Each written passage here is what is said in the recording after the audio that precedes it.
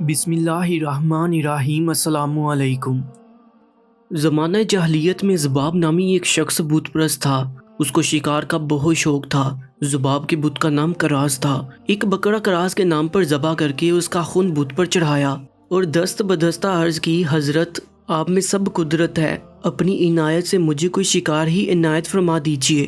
بت کے اندر سے آواز آئی، جا تمہارے خیمہ کے پاس ایک کتا ملے گا، اسے تم پال لو، وہ تمہارے لیے شکار پکڑے گا۔ بت کے منہ سے یہ کلام سنتے ہی ذباب خیمہ کی طرف دوڑتے ہوئے آ کر دیکھا کہ ایک نہایت سہیکل سیاہ کتا کھڑا ہے۔ ذباب نے اسے پکڑا، وہ دم ہلاتا ہوا اس کے ساتھ ہو لیا۔ ذباب نے اس کتے کا نام حیاض رکھا۔ وہ رات دن شکار کھیلنے میں مصروف ہو گئے۔ جو جانور وہ شکار کرتا، پھر ذباب بت کے سامنے لا کر ذبح کرتے، اس کا خون بت پر چڑھاتے اور گوشت مہمانوں کو کھلاتے اور خود بھی کھاتے۔ تھوڑے عرصہ میں اس کتے نے ذباب کو مالا مال کر دیا۔ دور دور سے مہمان آتے اور بت کے ذبیح کو خوشی سے کھاتے، یہاں تک کہ حضور نبی کریم صلی اللہ علیہ وآلہ وسلم مبعوث ہوئے۔ ذباب کے مکان پر ہر روز مہمان آتے تھے۔ ایک دن حسب معمول ایک شخص آیا اور کہا کہ میں آج نبی کریم صلی اللہ علیہ وآلہ وسلم سے قرآن سن کر آیا ہوں۔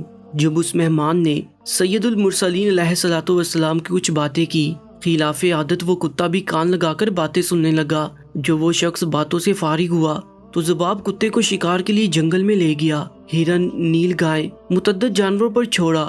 کتے نے کسی کو نہ پکڑا بلکہ جانوروں کو پکڑ پکڑ کر چھوڑ دیا۔ ذباب نے کہا، آج حیاض کتے کو کیا ہوا؟ کتا تو خاموش تھا، مگر غیب سے ایک آواز آئی کہ اے ذباب، اس کتے نے ایک بڑی بات کی خبر سن لی ہے۔ اگر تمہیں معلوم ہو جائے تو تم بھی اسے معذور سمجھو گے۔ بس کتے کو گھر لے آئے۔ راستے میں ایک دیو کی صورت کا انسان جنگلی گدھے پر سوار اور دوسرا شخص بھی اسی طرح سوار سامنے سے آتے ہوئے نظر آئے۔ ان شخصوں کے پیچھے ایک حبشی غلام کے ہاتھ میں بڑے زبردست کالے کتے کی رسی پکڑی لیے چلا آتا ہے۔ ان سواروں میں سے ایک نے میرے کتے کی طرف اشارہ کر کے کہا، اے حیاض، شکار کرنا چھوڑ دو، محمد رسول اللہ صلی اللہ علیہ وآلہ وسلم تشریف لائے ہیں۔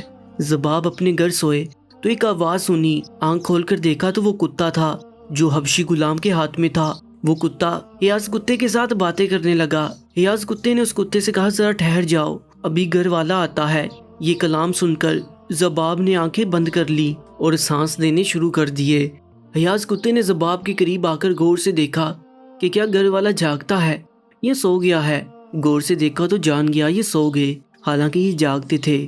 حیاض نے دوسرے کتے سے کہا، گھر والا سو گیا ہے اور کوئی بھی ہماری بات نہیں سن رہا۔ کالے کتے نے کہا کہ تو نے جو دو سوار دیکھے، یہ دونوں بڑی قوم سہیکل والے جن تھے۔ یہ وہ ہیں جو حضور اکرم صلی اللہ علیہ وآلہ وسلم سے قرآن مجید سن کر مسلمان ہو چکے ہیں، اور آپ صلی اللہ علیہ وآلہ وسلم نے اپنی طرف سے ان دونوں کو روئے زمین کے جنات اور شیاطین پر مسلط کر دیا ہے، جو بتوں کے اندر بولتے اور بتوں کے ذریعے سے گمراہ کرتے ہیں۔ ان کو پکڑ کر مارے۔ مجھے تو انہوں نے پکڑ کر خوب مارا اور طرح طرح کے عذاب میں مبتلا رکھا، اور مجھ سے عہد لیا کہ اب کے بعد میں کسی بت کے اندر نہ جاؤں۔ اب تو اے حیاض، میں ہندوستان کے جزیروں میں جانے کا ارادہ کر چکا ہوں، تیرا کیا ارادہ ہے؟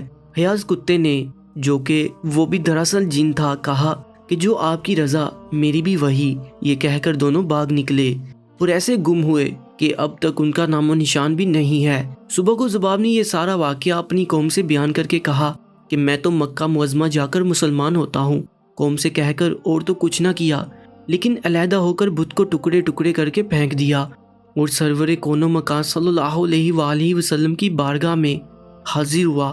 جب آپ نے اس کو دیکھا تو صحابہ کو فرمایا کہ یہ وہ شخص ہے جو ایک عجیب و غریب واقعہ دیکھ کر مسلمان ہو رہا ہے۔ سبحان اللہ۔ پیارے دوستوں، مزید ایسے ہی ایمان فروز واقعات کے لیے Urdu story time YouTube channel کو سبسکرائب کر لیجیے گا۔ اللہ نگہبان۔